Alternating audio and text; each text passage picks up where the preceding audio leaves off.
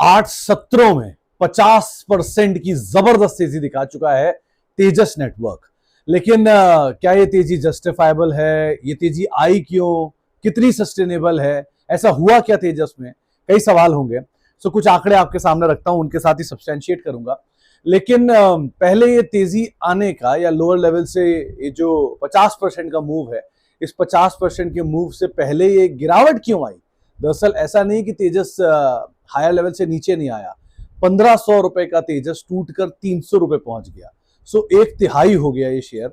और वो भी बहुत समय नहीं लगा, करीब करीब 1-1.5 साल के अंदर ये फॉल आता हुआ दिखाई पड़ा। तो पहले तो गिरावट की वजह क्या रही, वहां से शुरू करता हूं, फिर आता हूं तेजी के ऊपर। तो गिरने की 3 बड़ी वजह थी। पहला, इस कंपनी के कुछ बड़े ऑर्डर्स जो थे वो कैंसिल हुए थे और नंबर्स पे इंपैक्ट आया था। दूसरा, कंपनी के मार्जिन में एक सीवियर हिट हुआ था और कंपनी लॉस की साइड भी जाते हुए दिखाई पड़ी थी। ऑपरेटिंग फ्रंट पर भी कंपनी के नंबर्स में प्रेशर आया था। सो मार्जिन का श्रिंक होना, ऑर्डर का कैंसिलेशन होना, नंबर का वीकनेस आना, ये 3 पहली वजह रही।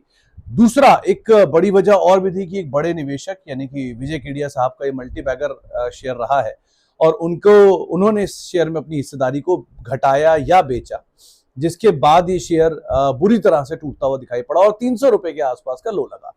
तेजस नेटवर्क पहले भी टाटा समूह की ही कंपनी थी और दोबारा टाटा समूह की कंपनी के बाद ही मतलब लोअर लेवल से इसमें पुल बैक भी आता हुआ दिखाई पड़ा।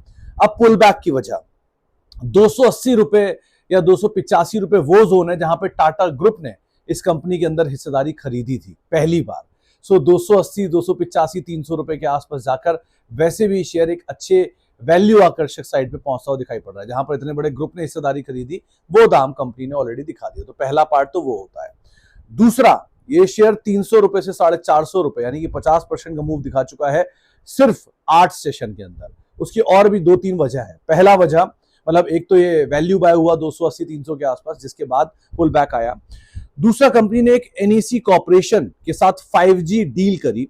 ये तेजस ने अपनी जो पार्टनरशिप है एनईसी के साथ, ये जापान की कंपनी है एनईसी, इनके साथ 5G मासिव मीमो रेडियोज बनाने के लिए ये एक करार किया गया है। इस रेडियो का इस्तेमाल 5G नेटवर्क के लिए होगा और वो ग्लोबली किया जाएगा। तो ये ग्लोबली वो नेटवर्क सप्लाई मतलब वो इंस्ट्रूमेंट सप्लाई करेंगे या प्रोवाइड कराएंगे। ये टेलीकॉम एक्सपेंशन के लिए एक बड़ा ट्रिगर रहेगा। तो पहली खबर ये आई 300 रुपए के आसपास। दूसरी खबर और इंपॉर्टेंट खबर कि एआई और डेटा सेंटर का इंफ्रास्ट्रक्चर थीम पे कंपनी कामकाज कर रही है। कंपनी ने नया ऑप्टिकल नेटवर्किंग प्लेटफॉर्म लॉन्च किया है जो कि एआई डेटा सेंटर कनेक्टिविटी के लिए इस्तेमाल किया जाएगा। इससे जैसे जैसे दुनिया भर में एआई का ट्रैफिक एक्सप्लोड हो रहा है, अब एक बढ़िया टेलीकॉम इंफ्रास्ट्रक्चर की भी डिमांड आ रही है और वो ये कंपनी प्रोवाइड कराएगी। तो ये 2 बड़े ट्रिगर एक साथ 300 से 350 रुपए की रेंज में कहीं आते हुए दिखाई पड़े और इन दोनों खबरों के बीच में शेयर में लोअर लेवल से 50% तक का मूव भी आता हुआ दिखाई पड़ा।